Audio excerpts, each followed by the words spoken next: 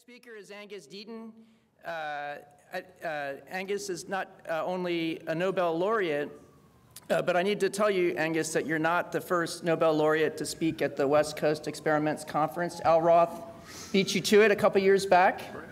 But Angus is also a knight. He's Sir Angus Deaton, and I'm really disappointed, actually, because I'd expected Angus to show up with his suit of armor and that he'd walk up, you know, and then lift his, and give his talk that way. So, but otherwise, other than that, he's going to give us a great talk with a little bit of dissent and criticism of the craze that we're all in the midst of doing randomized controlled trials. So, Angus Deaton.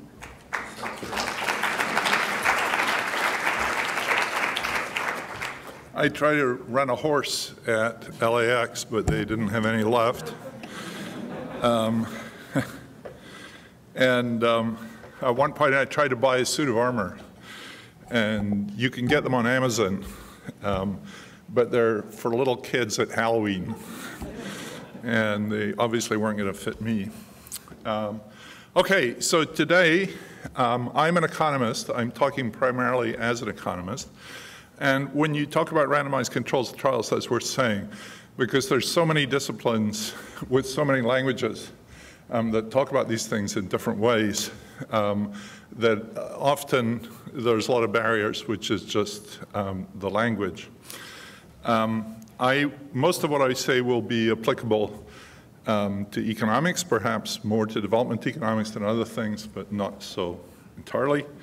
And also, a lot of it is relevant to medicine and randomized controlled trials in medicine. So let me give you an outline, because I have about 155 slides here, and I could talk until this time tomorrow, and I'm going to do really about half of what's in the paper that you have. So the the brilliance on this thing is so low because there was no power before that I can't read. I've now turned it up. Yeah, okay. So the paper really is in two parts, which would probably be most naturally called internal and external validity, though we don't much like those terms. So we talk about doing trials, which is the first half of the paper, and using trials, which is the second part of the paper. So here's a summary of what I'm going to do. That bias and precision in even a perfectly controlled, perfectly conducted randomized controlled trials. Sorry, there's a colon in there. Even in a perfectly conducted randomized controlled trial is unbiased for an average treatment effect, but not necessarily precise. And I want to talk about bias and precision. Precision is about balance, and I'll talk about balance. And randomized controlled trials do not automatically balance or control anything. And I think there's a lot of misunderstanding. There's almost nothing, I will say, that will not seem 100% familiar to someone. But this is more like reading trials in economics and medicine and political science and reading what people think is going on and then trying to clarify some of that. Standard errors for randomized controlled trials are much more difficult than you might think, and I think there's somewhat of a new contribution there. Unblinded trials, which are very common in economics and pretty common in medicine too, require exclusion restrictions in very much the same way as instrumental variable estimates do. So that the idea that an unblinded trial can somehow be superior to an IVE is something that has to be estimated, and the arguments are very, very similar in both cases. The second part of the using trials is trials are clearly useful sources of evidence. So I'm critical about what I think of as misunderstandings. I'm not trying to abolish randomized controlled trials from the world. I mean, that would be a very stupid thing to want to do. They have their place along with other methods. In this second part of the paper, which I will probably not get to, We're concerned with the issues of what a randomized controlled trial is good for. So once you've done a good one, what can you use it for? There are many cases in which the results from an RCT are enough in and of themselves. Often if you're testing a proposition, for example, the RCT can be an acid test of that proposition. Usually, however, it needs to be transported somehow out of the context in which it was done to some other context. And that transportation generally requires that RCTs be integrated into the broader knowledge of experimental and non-experimental knowledge. And I think that is the area in which a lot of the trials that are at least being done in development are not being that area is not being very seriously thought about. And there's not a lot of stuff in economics about that. Extrapolation or simple replication is not the right way to think about this. There's a lot of rhetoric in the empirical literature suggesting that because an RCT is such a good way to do things, the result from an RCT must be true everywhere automatically without any need to face the transportation problem, and that's just wrong. Following from that, there's an agenda in much of this literature called the finding out what works agenda. And finding out what works, if you think about it, is absurd because what works conditionally. And you have to understand what these conditions are. And in the end, you get back to models of some sort. So, you know, I'm very much in favor of some method of putting structure on these things. I think, by and large, you probably can't get causality out until you put causality in, which is very much against the zeitgeist and a lot of this. But I'm not here today to talk about building structural models. I'm talking about what's going on and how to think about what's going on. And, you know, the building of structural models is the way in which you would have to integrate these things in the end into this broader concept of knowledge. But I want to say that because I'm not going to talk about it a lot today. I don't have time. So here's part one. And here's just this familiar standard thing, which both Nancy and I have very deep reservations about, but let me just take it for the time being. You have treatments and controls randomly selected from the study sample. Study sample is in italics here because what that study sample is a very important thing in of itself. It's often simply assumed the study sample and some other population coincide, and they usually don't.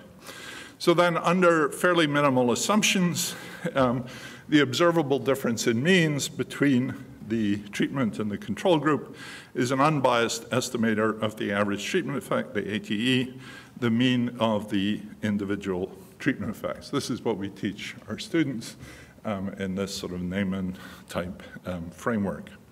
Now, of course, it's very important to realize that this ATE might or might not be an interesting parameter. And I think the way to think about whether it's interesting or not is the extent to which it's potentially invariant under various policy manipulations that you might actually want to do.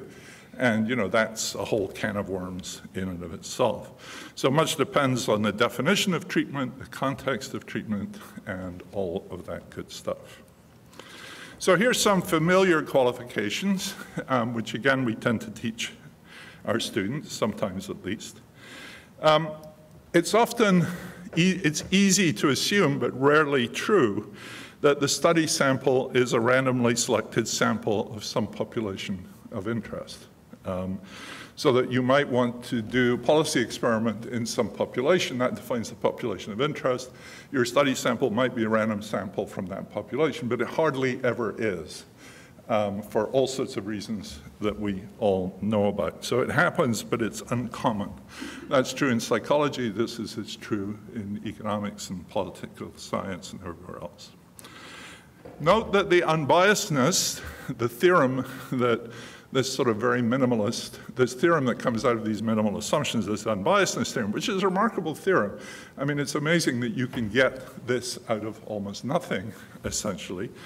But remember what unbiasedness is. One of the things that's become clear to me is the word unbiasedness is used in very strange senses in a lot of the medical and experimental literature. They say things like, this study is at high risk of bias. And that usually just means I don't like it. It's not clear what statistical thing that corresponds to.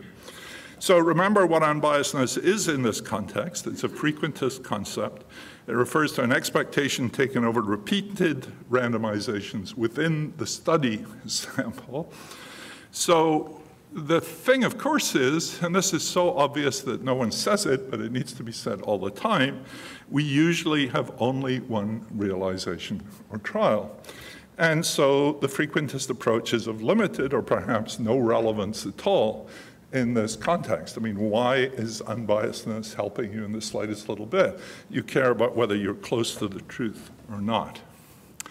There is one qualification here which is important, is the unbiasedness proof requires you to change the order of taking expectations in the proof, and that only works with linear operators. Now that effectively means that in a randomized controlled trial, the only statistic about the distribution of treatment effects that is recoverable is the mean, right?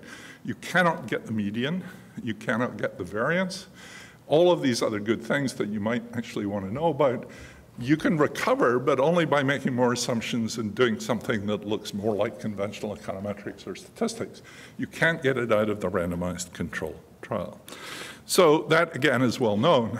And one of the points I'm going to make is that the mean is typically not a very nice thing to work with. And I think that's being a problem in a lot of the work that's being done. So the slide says precision must be earned. Unbiasedness is good. Everybody's in favor of unbiasedness. I mean, you know, I can't imagine. Well, actually I can, but anyway. If it's free, I'll take unbiasedness. But we'd rather have the average treatment effect be close to the parameter of interest, for instance, as in a minimum, a mean squared error sense or something. And I'll come back to that. I mean, that's quite a deep issue, but just taken the simple way, as we teach our first-year statistics class, the mean squared error is the sum of the variance and the squared bias. If you're trying to minimize mean squared error, you should be prepared to trade in some bias in order to reduce the variance. And there are lots of estimators which are biased, but which have smaller mean squared error than does the, than does the mean, for example, or whatever you're doing here. So a biased estimator might be preferable to an unbiased one. Now, of course, the mean squared error is not a practical, you can't say, don't do a randomized controlled trial, go and do a minimum mean squared error trial, because you can only do that if you know the truth. And if you knew the truth, you wouldn't be doing any of this. So, that doesn't really help us. But it does tell us that we cannot do what the medical and statistical and economic literature does all the time, which is lexically, graphically prefer an RCT just because it's unbiased. And that would be a silly thing to do. Now, part of the thing that is really distressing is if you talk to people who do the experiments, they don't know the difference between bias and precision anymore. And in fact, here's a quote from the JPAL website. RCTs are generally considered the most rigorous and all else equal produce the most accurate, i.e. unbiased results. So I understand now why they're talking about bias being a problem, because it means they're inaccurate, and I agree with that, but that's not what bias means, unfortunately. The book by Shadish, Cook, and Campbell, which is sort of the Bible of doing randomized controlled trials in psych and in education, has the following quote: randomized experiments provide a precise, in italics, answer about whether a treatment worked. And the randomized experiment is often the preferred method of getting a precise and statistically unbiased estimate of the effects of intervention. Now, when I read that in their book, that's a big book, as many of you know. It's about 400 pages long. And that quote comes after about 200 pages. And the first half of the book is actually about demonstrating unbiasedness, essentially. There's not a word until that point in the book about precision.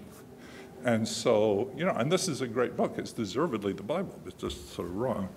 And so I spent some time in that section of their book trying to find out why they thought that. And they quote Cronbach, who's an elder statesman of this stuff. So I went back and read Cronbach's book. And Cronbach very carefully says exactly the opposite. It says that unbiasedness is great, but it's a lousy, you know, it's not complete, and there's lots of other things you know. I was brought up on this poem by Morris Kendall called Hiawatha Designs an Experiment. How many people here know that poem?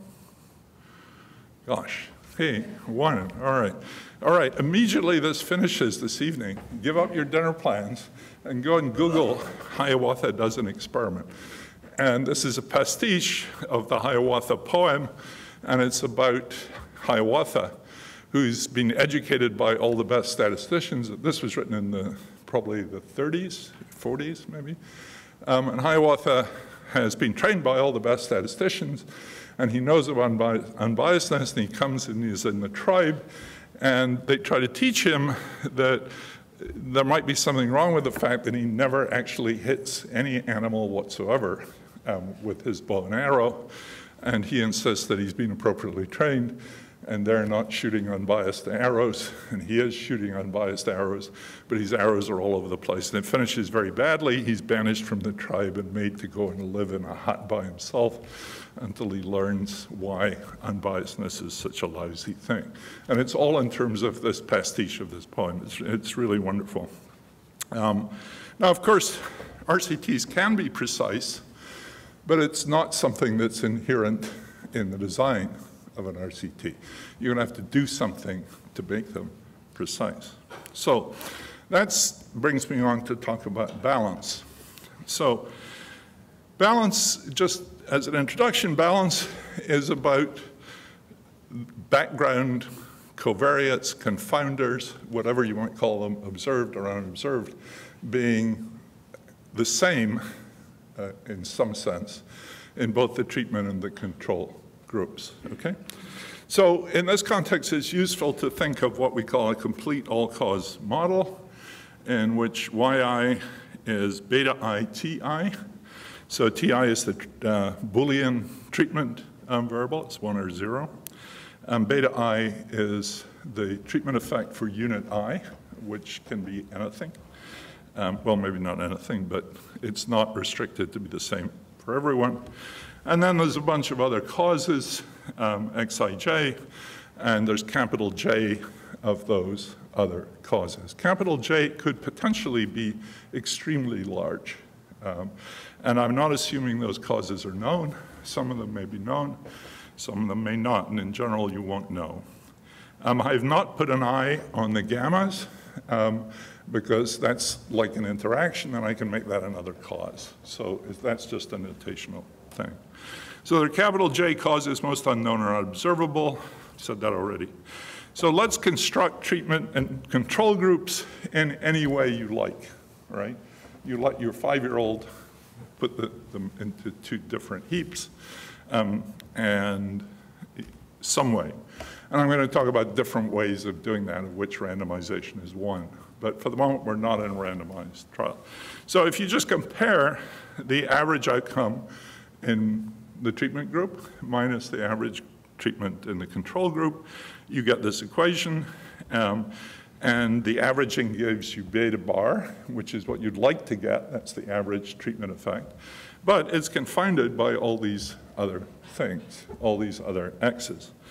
And those x's in general, I've done nothing at all to guarantee that xj bar 1 is the same as xj bar 0. And in general, you know, I haven't specified how I do the groups. Those will be different. So we get what we want if the groups are balanced on the other causes. So the balance here just means that the 2 x's are the same in the 2 groups. If they're perfect balance, we'd have a perfectly precise estimate of the truth, and we'd know the truth. because it's balanced on everything else, and the only difference between the two groups is the average treatment effect. Closer to balance, closer to the truth. So think of balance as control and precision. This is how we're going to try to control, and good control is going to give us a more precise estimate, which is what we'd really like. Again, we're not in the RCT world yet. Now, how might different sort of groups go about doing this balancing act? So one is a laboratory experiment, as in physics, for example. So they know a lot about what's going on. You know that, if you don't do it in a vacuum, the results are not worth anything. Or if you don't control this. So physicists go to extraordinary lengths in laboratory experiments to control for the many things that they know about. And then they don't do any randomization. They just compare the outcomes with as good a control as they can get. And you might say, well, that's not going to work. Well, it's certainly imperfect, but they have a lot of knowledge, and they worry a lot about it. So if you read the papers, a lot of the discussion, as indeed it is in economics, is did you control for something that we think was important or not? So, but they don't worry too much about, they don't bring randomization in. Matching is another group, another method that we often use in economics, that we choose groups that have similar sample averages by matching individuals pairwise. Now, obviously, this does not help with unobservables at all, but if you have a long list of observables, you can match people up on those observables. Now, you can also randomize. So what does randomization do? Randomization equalizes the x's, but only in expectation, right? Which is a lot, but it's only in expectation. So it does not guarantee that xj bar is equal to xj bar 0. It does guarantee that because those are sampled from the same distribution, the means of those things are going to be the same. That's all it does. And remember, you're only doing this experiment once. So the fact that if you did it 1,000 times, you would have balance may make you sort of happy, but how happy is not clear. So better balance will give you more precision in a given trial. And as I said, balance over average with repeated trials does nothing for your specific trial. And it's unclear to me why thinking about something you're never going to do should actually make you happy in what you're actually doing. Life is hard, right? I mean, I'm not claiming it's easy. Now, as many of you, I'm sure, are thinking at this point, and it's going to be a lot of what I'm going to say in a minute, the lack of balance does not corrupt confidence intervals or standard errors. Imprecision ought to show up in the standard errors, and confidence intervals are potentially correct, though they'd be wider than they would be if you had better balance. So you should get tighter standard errors, and that would all be good. And this is, in a way, the standard frequentist inferential situation. And in fact, if you read what Fisher thought he was doing in these randomized control trials, he didn't bother about balance very much. He was really bothered about being able to do inference, and there's really very good reasons for that, and I'll come back to that. But just want to put a marker down here for what I'm going to talk about in a minute, which is you'd better be sure you know how to calculate the standard errors, because if you're getting those wrong, then you've got a problem. So nothing I've said about balance invalidates standard errors. That's going to come later. Yet, if you read the economics literature, and in health too, not to mention you don't have to go as far as the newspapers, but you'll find lots of this in the newspapers, people ascribe non-standard magical properties to randomized controlled trials. And we think those beliefs in magical properties actually contribute a lot to the gold standard label and the reason that people really like these so much. So here's some quotes from the economics literature. This one comes from the World Bank's Implementation Manual on Randomized Controlled Trials. We can be very confident that our estimated average impact, given us the difference between the outcome under treatment mean outcome of the randomly assigned treatment group, and our estimate of the counterfactual, the mean outcome of the randomly assigned comparison group, constitute the true impact of the program. Since, by construction, my italics, we have eliminated all observed and unobserved factors that might otherwise possibly explain the differences in outcomes. I mean, that is complete nonsense, right? But it's widely believed, all right? More magic. This is from John List, he's co-authored. John List is one of the best of the experimenters, does really interesting work. So these are attacks on phrases, not on people. Complications that are difficult to understand and control represent key reasons to conduct experiments, not a point of skepticism. This is because randomization acts as an instrumental variable, balancing unobservables across controls and treatment groups. That is completely false too. Here's Dean Karlan et al. As in medical trials, we isolate the impact of an intervention by randomly assigning subjects to treatments and control groups. This makes it so all those other factors which could influence the outcome are present in treatment and control, and thus any difference in outcome can be confidently attributed to the intervention. And just so I'm not just picking on economists, here's Peter Kramer, who wrote Listening to Prozac and his later book about psychopharmacology. And he's attacking these randomized control trials, but nevertheless, he prefaces his attacks by saying this. The beauty of the randomized trial is that the researcher does not need to understand all of the factors that influence outcomes. Say that an undiscovered genetic variation makes some people unresponsive to medication. The randomizing process will ensure or make it highly probable, so there's a little bit of an escape there, that the arms of the trial contain equal numbers of subjects with that variation. The result will be a fair test, and that's not true either. And this is my favorite. We know it's true because we did a randomized controlled trial. I could tell you who said that, but I won't. Just to take the example of the unknown confounder, which is one I like, there's an unknown confounder which is present in a fraction p of the population. With n treatments and n controls, the difference in the fraction of the confounder has been 0, and variance 1 over np, 1 minus p. So if you take n as 100 and p is 0.5, the standard error there is 0.2. So if the confounder has a big effect on the outcome, it would be very easy with a sample size of 100 or a sample size of 1,000, if the effect is big enough, to get way, way away from the truth. So, you know, the balance matters. And again, you'd hope you pick it up in the standard errors, but you're not necessarily going to be anywhere near the truth. Now, the next thing I'm sure some of you are thinking is, okay, but if we have big enough samples, if we work for Google, is Google still here? Anyway, if we work for Google, we have hundreds of millions of observations, and eventually this thing is going to work. Well, it's not so clear because we don't know how many causes there are. And the epidemiologist Vandenbroek has a very nice example talking about balance. He notes that there are 3 million base pairs in the human genome, many or all of which could be prognostically relevant in some medical experiment. So balance, you'd have to balance on all of these 3 million base pairs in order to be sure, and that's just for the things that are internal in the thing. So if J is large, perhaps they average out. So people say, well, there are a lot of these unobserved causes, but they all operate in different directions, and so it should be okay on average. It's very easy to construct examples where that's not true, where there's only one other cause that matters, and that is unbalanced. And it doesn't matter about the other 3 billion or 3 million, because it's not really going to help you.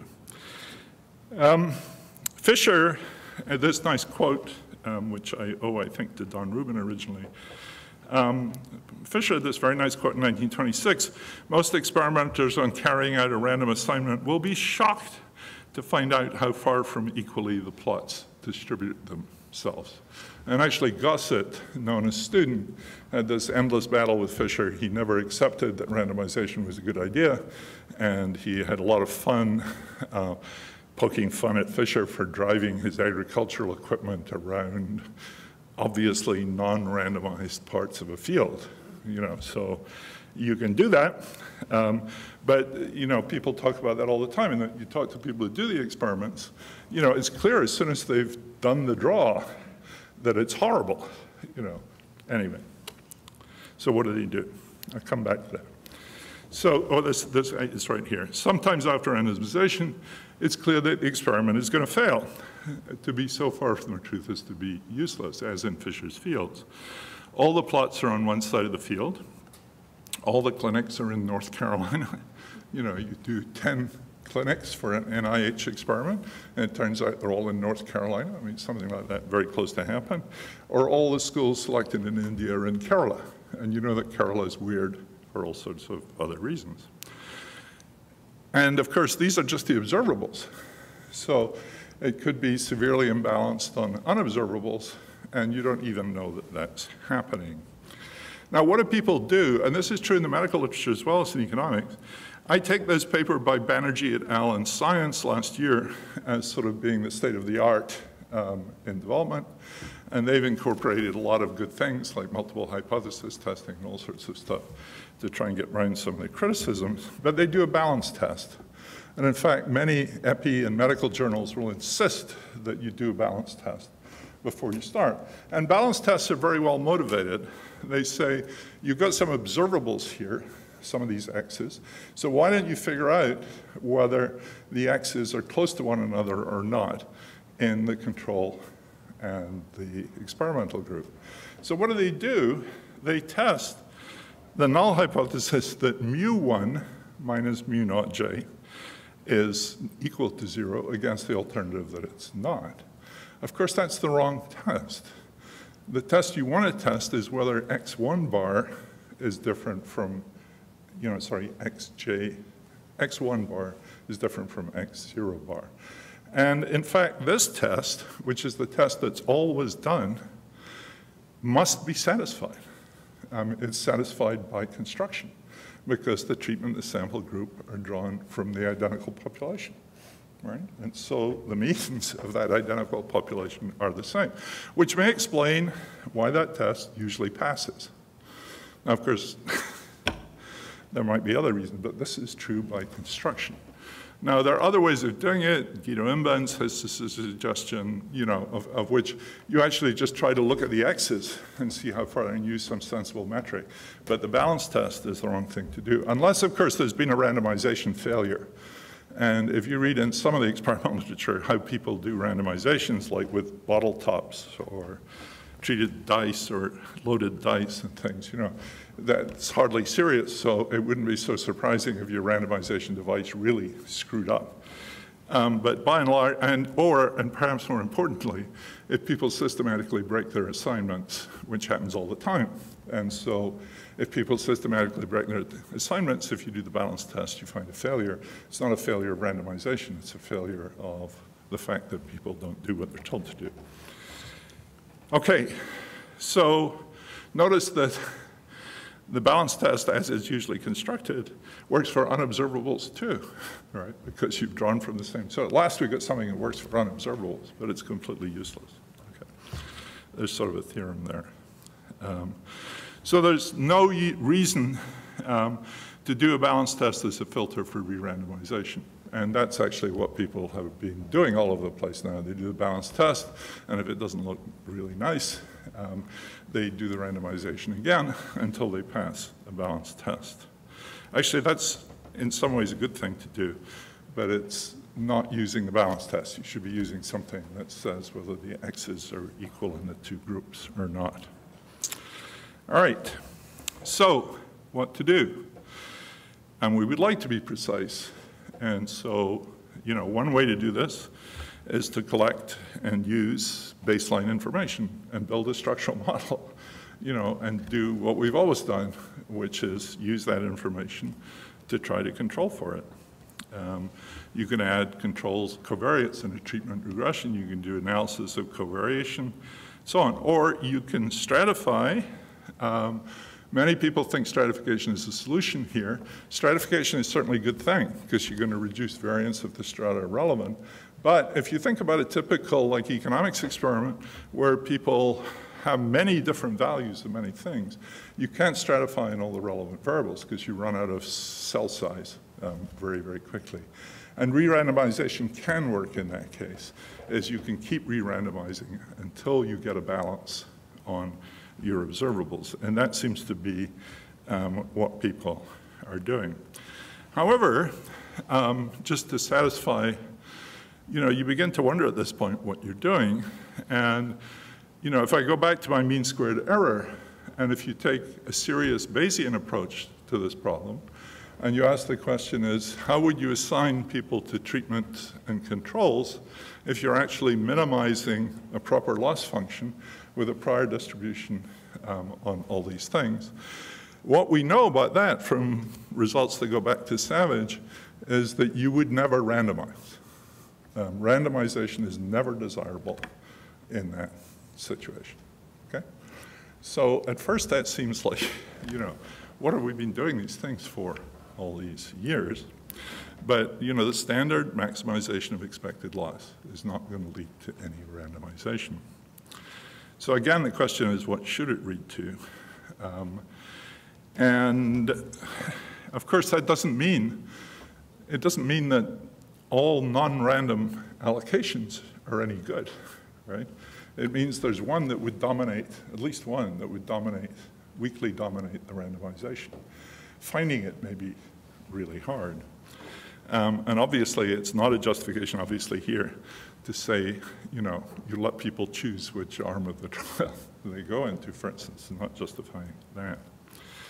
So one recommendation, which Asani and co sort of get pretty close to, is you say, do matching.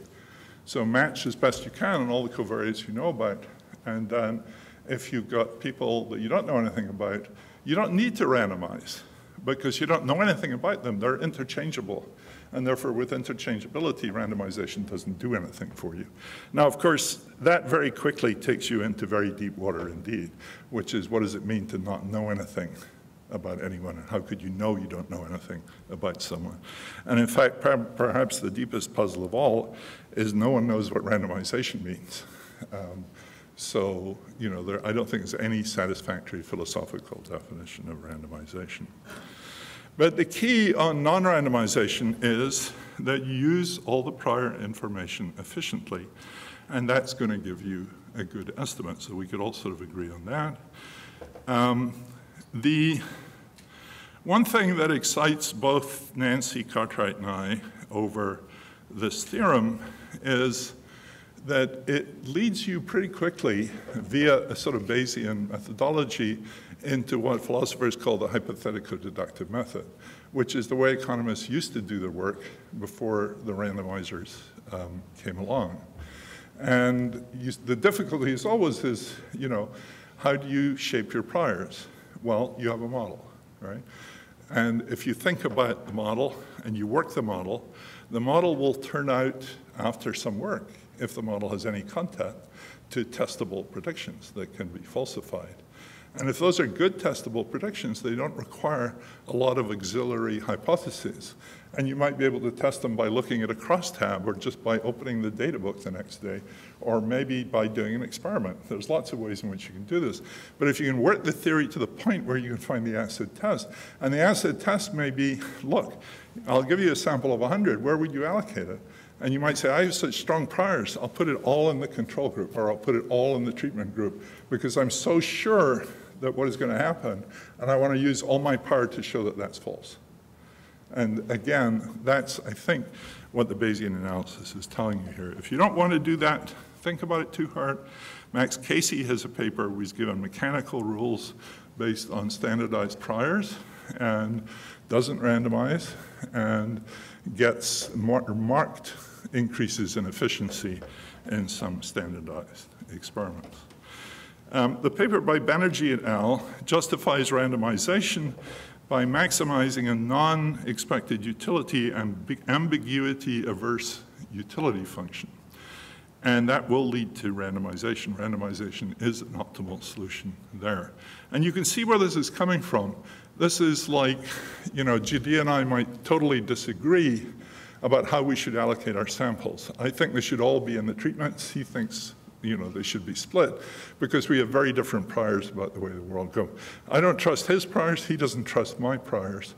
And so randomization is a solution, a fair ex-ante solution, like deciding who gets thrown off the boat and fed to the sharks, that everybody will sign up to because you're not baking priors you don't believe into the experiment and contaminating the results. The only thing about that, of course, is as soon as you've done the experiment and you know what the allocation was, that agreement will fall apart, right? And in fact, if you read the Prozac guy's book, temporarily forgot the name, it's all about that.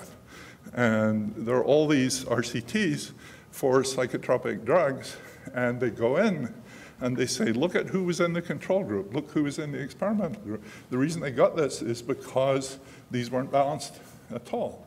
So you can only get balanced ex ante, and the randomization doesn't give you, the agreement lasts only until you've stopped throwing the dice, and then you're back where you were before.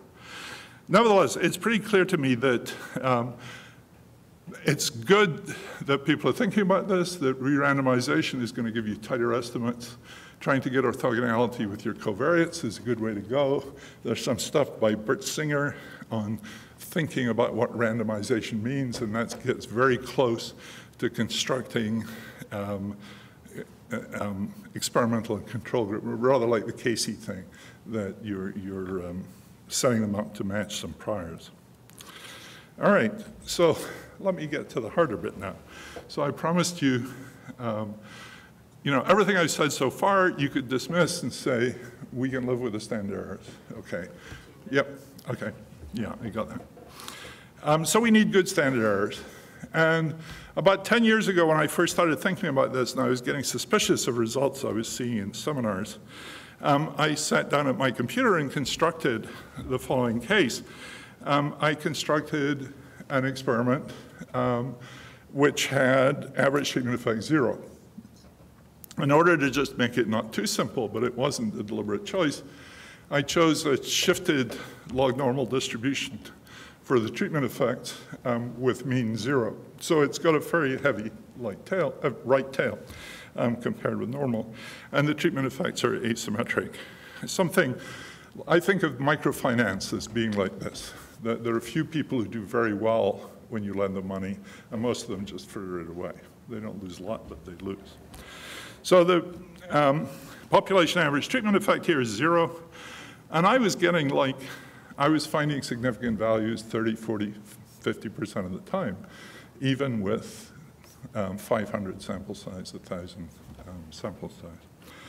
And I sent it to some friends, and they said, you got to have made a mistake in your code. And I said, yeah, I must have made a mistake in my code. And then I sent it to some friends who are really good at coding, and they said, I can't find the mistake in your code, but there must be one there. And I thought, I don't understand what I'm doing, and I put it away. And it turns out it's actually right. And in the paper, you'll see some of those Monte Carlo experiments, and you get bimodal distributions, just horrendous things happen. And this doesn't seem like a really weird case. So what's happening? It's outliers, basically. And outliers are always really difficult. And from a log normal estimate of the ATE, depends on whether the outlier, and you can imagine the study sample having one outlier in it. If that's in the control group, you're going to get a very different result from what's in the treatment group. And your sample size is more like 1 than it's like 1,000 or whatever you have. And then this took me back to one of my colleagues, Ulrich Müller, who I'd been learning from, explained to me the Bahadur-Savage theorem, which I did not previously know. So Bahadur-Savage have this not well known, certainly in econometrics paper from 1956, which shows that that inference on a mean is impossible, right? And you tell people that and they say, wait a minute, I've been doing inference on means since the beginning of time. And the answer is you can, or at least not without more assumptions. And you say, okay, well, make the assumption, but remember the whole point of the way RCTs are sold is that you don't have to make any assumptions on the distribution of treatment effects. That'll work whatever is out there. And the answer is, basically, you have to limit outliers. So there are theorems which make the Bimodal-Savage theorem go away, provided you restrict the third moment of the average treatment effect. Now remember, a lot of experiments in economics involve money. Money outcomes are nearly always skewed. And it's not even clear that in the medical cases they're exempt for this either. And remember, if you were using the median, it wouldn't be a problem, but this is where the animal comes home to roost, because RCTs will only give you the mean. And the mean is the thing that we have no control over inference on. So what's going to happen is with skews is you're going to get lots of spurious positive results, even when nothing is going on at all, which is the way I read a lot of or that's what my intuition tells me is going on in a lot of the literature I know. Now you might say you can deal with deal with skew by taking logs, but you can't, because if you're an economist and you want to do a cost-benefit analysis, you want to measure in money. Measuring in log money is no use to you whatsoever. And so there's no escape route that way. There might be sometimes. So, you know, here's a microfinance experiment. You get a which is what I did. I thought of it as microfinance experiments. You get this bimodal distribution, depending on the outliers are in the treatments or in the controls. When the outliers are in the treatments, there's huge dispersion. And so you get terribly small t-values. When the outliers are in the controls, you get a very tight estimate. And so that biases towards finding a negative effect that isn't actually there, even though the outliers are positive. It's maybe a little bit counterintuitive. The Rand health experiment, which is one of the most famous experiments we've ever done in economics, has one woman in the experiment who had what in Dartmouth they refer to as the $1 million baby. Right? There's one huge outlier in that experiment. And if you read through the results, everything is screwed up by that outlier. And you can't get rid of it, because if you're doing a health experiment, you give people insurance, it's the woman who spends $1 million on the baby that's going to decide whether your experiment is, whether your health scheme is going to work or not. And they knew that, and they didn't want to take her out.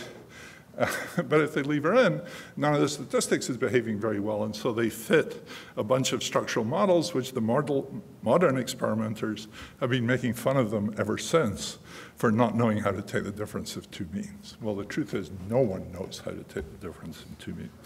And you know, this problem is not resolvable without putting more assumptions on the distribution or limiting the tail of the distribution in some way. So you've got to stop trying to make bricks without straw and actually make some assumptions.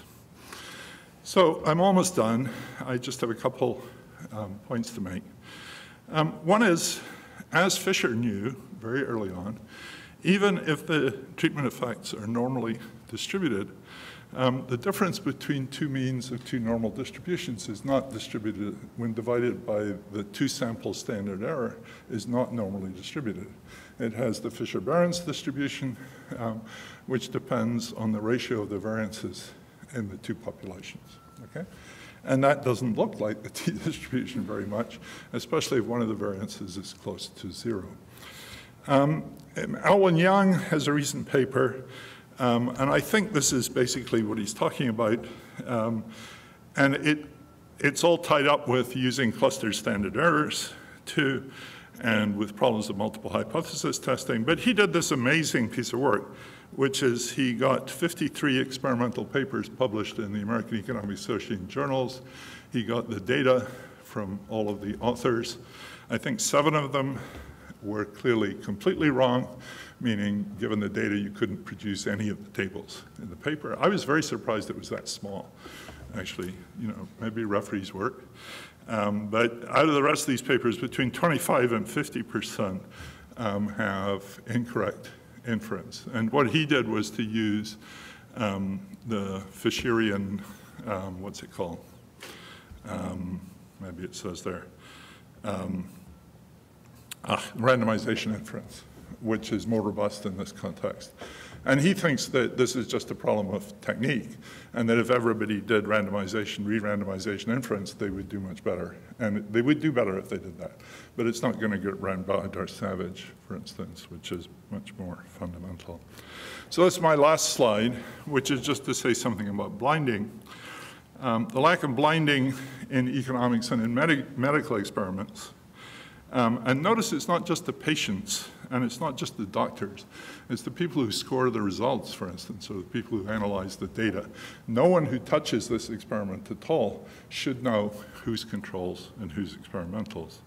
So randomization guarantees orthogonality to covariates, but no blinding may violate what are essentially exclusion restrictions. And if you read various literatures in education psych, and so on. There are many different names out there.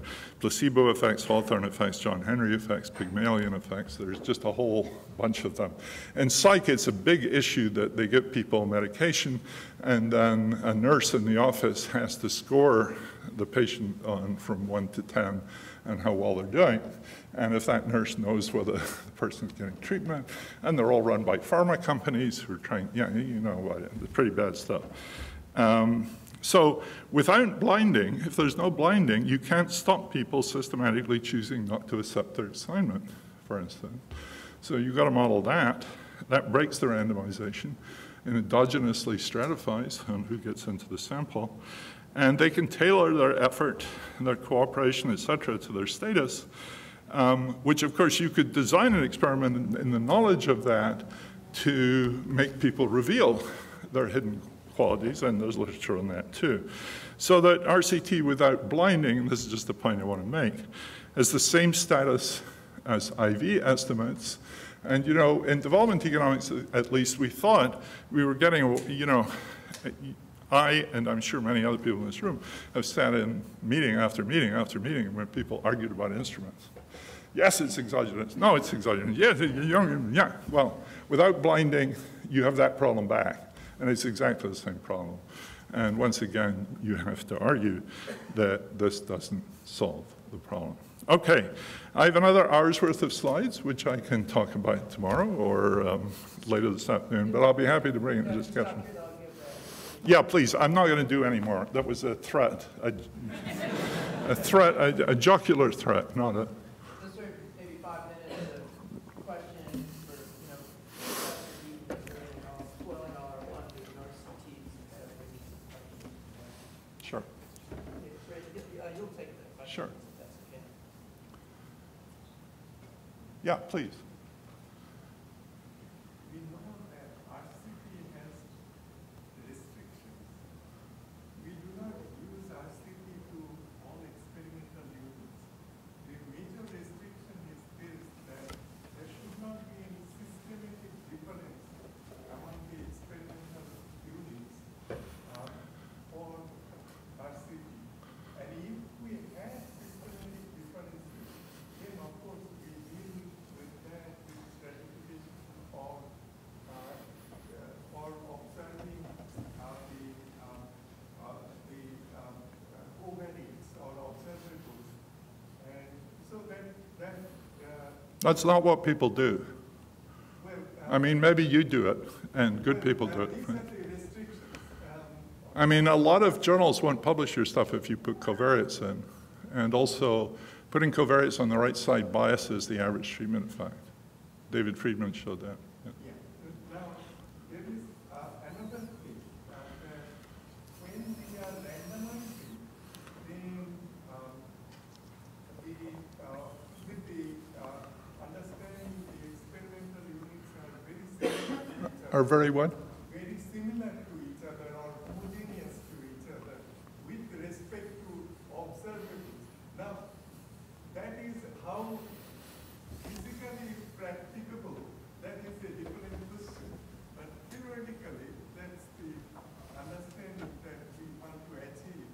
How we do that, that's a question that you could ask. And of course, we are thankful to you for your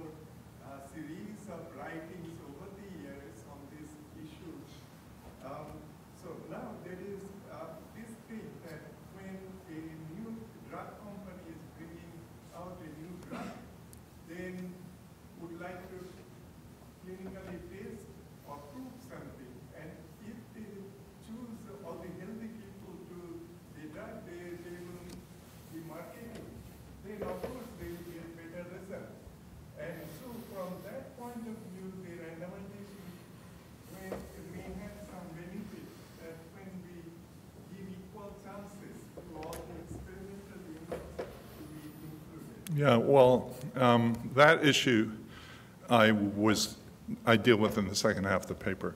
And there's very good reasons for not doing that. And you can argue that both ways. The fact that you see, if you read, say, Richard Pito and what he says about when to do trials, he would say what you say, that these people should be homogeneous before you start.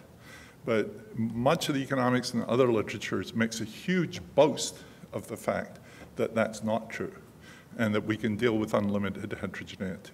But I think you're on my side, which is, you know, the deep problem here is a classical randomized controlled trial as it's set up in this assignment framework just does not have enough information to give you good statistical results. And somewhere you've got to put more information in. I would assume that the real experiments that get published in good medical journals, that they do experiments in this way with treatment control, and they define a stopping rule that they stop when they achieve the balance, covariance balance. So that is one thing. That's what re-randomization is. It's actually harder to do in medicine because in medicine they take each patient sequentially. And in a lot of economics experiments, the randomization is done all at once. I should give other people a chance to ask questions. Here, please. I thought I heard you say that we do not know what randomization means. Could you say a bit more about that? Well, define it for me. How would you know a randomized sequence when you see it? We have no operational definition or just no definition? I think there's no deep philosophical you know, we have operational things, which is you can do autocorrelation tests or you can correlate it with everything you think of and find it zero. But I don't think, Nancy, my co-author, would be a better answer to that.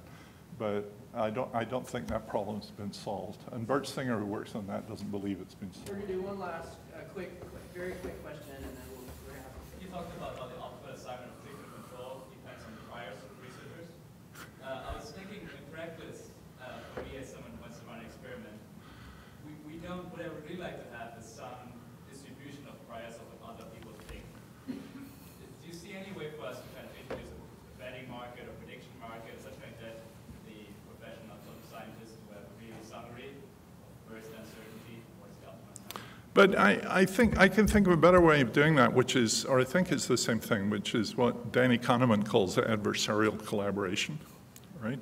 So you get together with someone who believes the opposite of what you believe, and then you say, how would we do an experiment which would change at least one of our minds, maybe both of them, and let's try to design the experiment to maximize its power of shifting what one of us believe. And I think that's sort of the way that economists have always been doing economics in the past.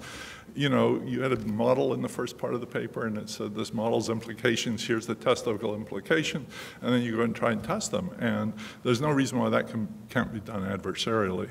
And I mean, the Chassin thing about, you know, randomization bringing everybody else on board is a neat point, but it collapses as soon as you've done the randomization.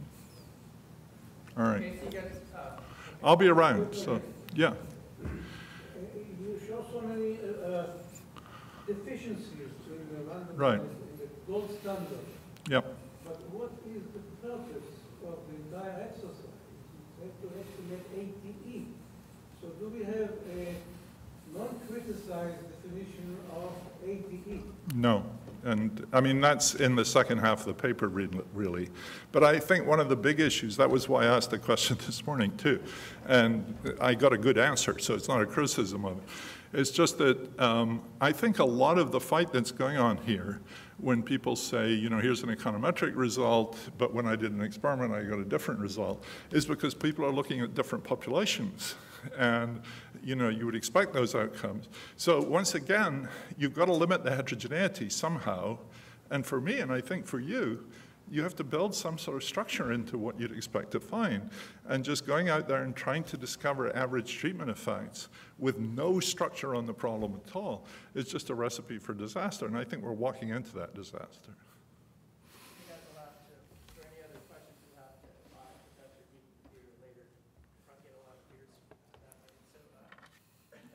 Thank very you. much.